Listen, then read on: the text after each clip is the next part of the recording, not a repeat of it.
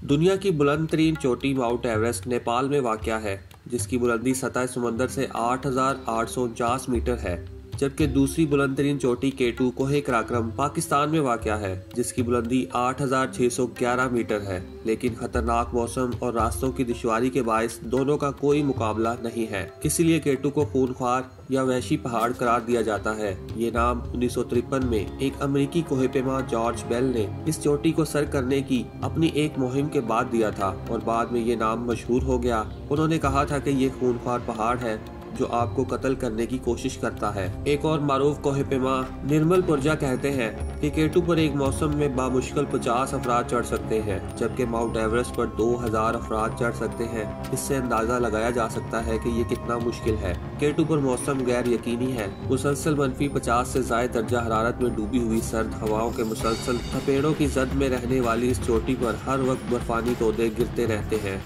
اور چٹانوں کی شکست اور ریخت جاری رہتی ہے۔ اس لیے اسے سر کرنے کے لیے کمال مہارت، چٹان کی سی قوت ارادی، فولادی اعصاب، غیر متزلزل حوصلے اور کسی حد تک خوش قسمتی کی بھی ضرورت ہوتی ہے۔ K2 پر ہونے والے بڑے حادثوں میں سے ایک اگست 2018 میں ہوا تھا، جہاں 11 انتہائی تجربہ کار کوہ پیما K2 پر ہلاک ہو گئے تھے، جس کی وجہ سے جان لیوا آئس فال یا برفانی تودے تھے جو 8,200 میٹر بلند اس انتہائی دشوار حصے میں گرے تھے، جس کو بوٹل نیک کہا جاتا ہے۔ بوٹل نیک کیا ہے؟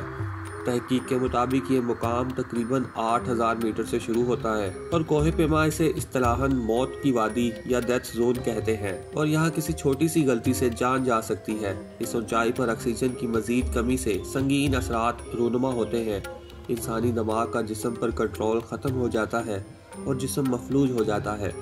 سردیوں کے اس خطرناک موسم میں یہاں 70 کلومیٹر سے زائد کی رفتار سے چلتی تیز ہوائیں، -50 سے -60 درجہ حرارت تک، برفانی طوفان یعنی برفانی غبار معمول کی بات ہے۔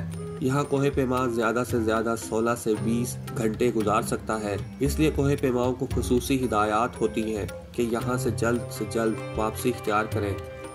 ان لاپتہ کوہ پیماؤں کے حوالے سے ماہرین کی رائے مختلف ہے۔ کچھ کا خیال ہے کہ وہ چوٹی سر کر چکے تھے اور واپسی پر ان کے ساتھ کوئی حادثہ پیش آیا، کیونکہ علی صدپارہ کے بیٹے ساجد علی نے انہیں دن کے 10 بجے بوٹل نیک پر دیکھا تھا، جبکہ دیگر کا خیال ہے کہ بوٹل نیک سے اوپر بھی انتہائی خطرناک حصہ ہے اور حادثہ وہاں بھی پیش آ سکتا ہے۔ آج تک K2 پر صرف 400 کے لگ بھگ کوہ پیما چڑھ پائے ہیں، جبکہ اس دوران 87 کوہ پیما جان سے ہاتھ دھو بیٹھے اور ان میں سے 91% اموات اسی بوٹل نیک والے حصے میں ہوئی ہیں۔ ہیلی کاپٹر کی پرواز کی حد زیادہ سے زیادہ 7,500 میٹر ہے اور اب تک کوہ پیما نظر نہیں آ سکے، تو اس کا مطلب یہی ہے کہ وہ چڑھتے ہوئے یا چوٹی سر کر کے آتے ہوئے بوٹل نیک سے آگے کہیں حادثے کا شکار ہوئے ہیں، اسی لیے ہیلی کاپٹر سے نظر نہ آ سکے۔ عالمی سرچ آپریشن جاری ہے۔